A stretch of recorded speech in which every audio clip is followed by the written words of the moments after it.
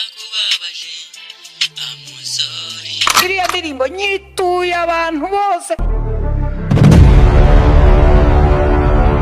Si igitangaza kubona abandi bantu bose baguca intege, ariko ni ishano kubona umubyeyi wakwibarutse aguca intege izuba riva. Ibi birasa neza nk'ibyabaye kuri Olivier Boy. Njye nge mere namubwiraga nshaka kuzaba umuhanzi nyine. Nge na muririmbira ku ndirimbo banjye akavuga ati genda wori ikigogi. Izo ntago ari indirimbo. Nagushidikanya uyu niwe muhanzi uri hiti mu gihugu cy'u Rwanda kuri izi saha tuvugana, nyuma yo gupfundikanya akikora indirimbo y'amajwi n'amashusho abifashijwemo na ya telefone iciriritse izwi ku kazina ka Mbega Amasoni. Ubu kuri social media ibyamamare byose birimo nk'aba Element, Kiramani, Bwiza, Mutesi Kovia ndetse n'abandi batandukanye nta indirimbo bari gukoresha uretse Amasoni, yaba kuri TikTok, kuri YouTube, kuri Instagram. Uyu mwana yamaze kubikimenya bose. Narakubabaje amusori, koko naragutengushye amusori. Ariko se uyu mwana nyuma yo gusohora iyi ndirimbo ahagaze te ku ikofi n'akahe kavagari k'amafaranga yibitseho nyuma y'ubu bwamamare bw'igihe gitoya buturutse ku gupfundikanya kora indirimbo yifashishije telefoni ya Mbega Amasoni. Ariko mbere gatoya twumvishe inkuru ko uyu mwana mu cyaro abayeho ubuzima wiyushyarira nk'umuravumba. Ariko se reka twibaze duti Olivier Boy ni muntu ki? Nakaye kaza akora mu buzima busanzwe ndetse n'ibindi byinshi wakifuza kumenya kuri Olivier Boy. Inkomoko y'indirimbo Amasoni cyane ko byose biri mu bitangaza biri kugenda bitangaza benshi kuri social media, n'ibindi byinshi wamenya kuri uyu muhanzi harimo kubengwa n'abakobwa benshi, ubujura bukabije iwabo mu cyaro ndetse n'ibindi byinshi wamenya kuri Olivier Boy. Ibi kugira ngo mbimenye neza byasabye kuzinduka mu ruturuturu maze mfata imodoka inyerekeza iburengera bwaryo. Nta kindi cyari kinjyanye uretse gucukumbura byinshi abanyarwanda bifuza kumenya kuri Olivier Boy. Nje ndi Jacob nk'ibisanzwe, iyo ni Sura TV1. Nyaboneka niba aribwo bwa mbere urisanze kuri umuyoboro urasabwa ko wakanda subscribe kugira ngo ibindi biganiro ndetse n'ibindi byinshi byiza bize bigusesekaraho ku gihe. Ikaze. What is your name? My name is Olivier Boy. Dutangiye ducya ubundi amazina nyakuri ni Olivier, akiyongera akazina kagatazirano yise Boy bisobanura umuhungu Olivier. Olivier Boy yavutse mu mwaka wa 2009, birumvikana kuri izi saha yibitseho imyaka irenga 17. Olivier Boy yavukiye mu karere ka Rutsiro, umurenge wa Kigeyo, muri karitsiye izwi nko mu Gacaca.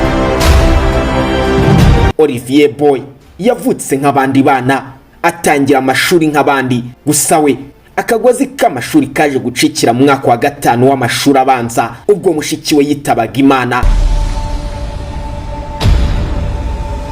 Nyuma y'urupfu rwa mushiki we, ababyeyi be baje kwimukira mu ntara y'Iburasirazuba mu Mutara w'Indorwa, wabyumvishe neza ni mu karere ka Nyagatare.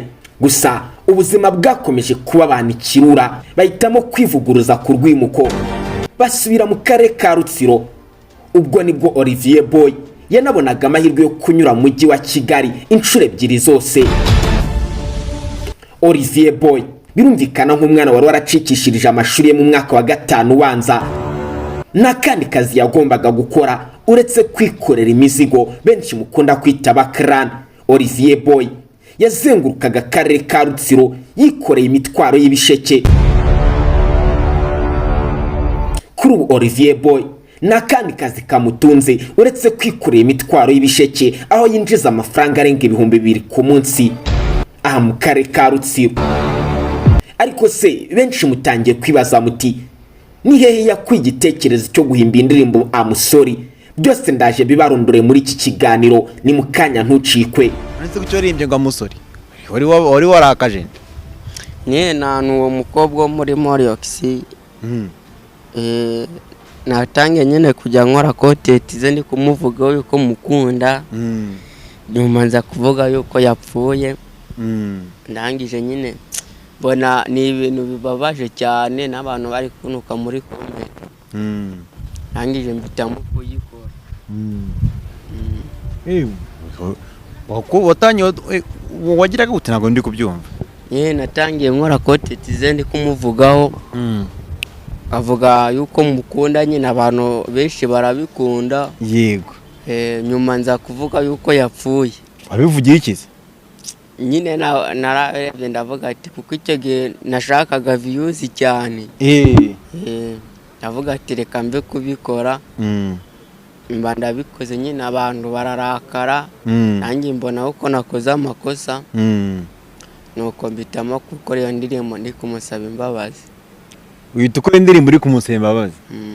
Nese wamenya ko yayirebye? Ntago nzi. Ntago nabimenya. Ntago wabimenya? Nese ushaka hano kuri nimero ye? Narazibuze, nazishakije kuva kera ndazibura. Warazishatse kuva kera urazibura? Naganidora naramuhamagaye yarazinye maravuga ati wapi ntabwo byemerewe. Nuko nta kutagize uvuga uti reka nshake ukuntu namubona. Nahora nawe. Nshake ukuntu nahora nawe. Ariko aregeye muzahura buriya. Ese umuhe wabigenza gute? Namubwira uko nawe mukunda cyane. Ko nifuza uko yambera umukunzi.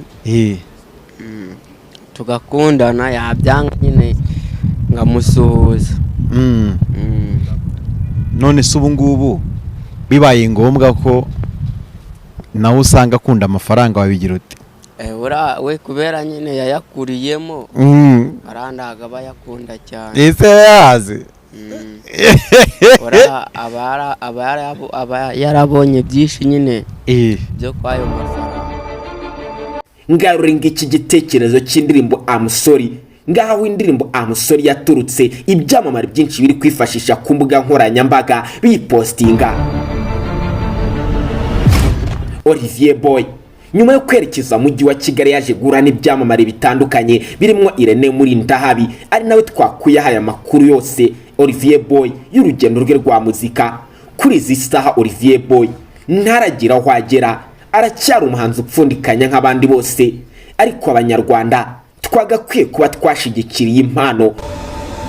Je mwumvaga nari Jacob nk'ibisanzwe, iyo ni Sura TV1, umurongo mugari ibyegeranyo mugezwaho. Nyaboneka niba aribwo bwa mbere wari wisanze kuri umuyoboro, urasabwa kuba wakanda subscribe kugira ngo ibindi biganiro ndetse n'ibindi byinshi byiza bize bigusesekaraho ku gihe. Ciao ciao.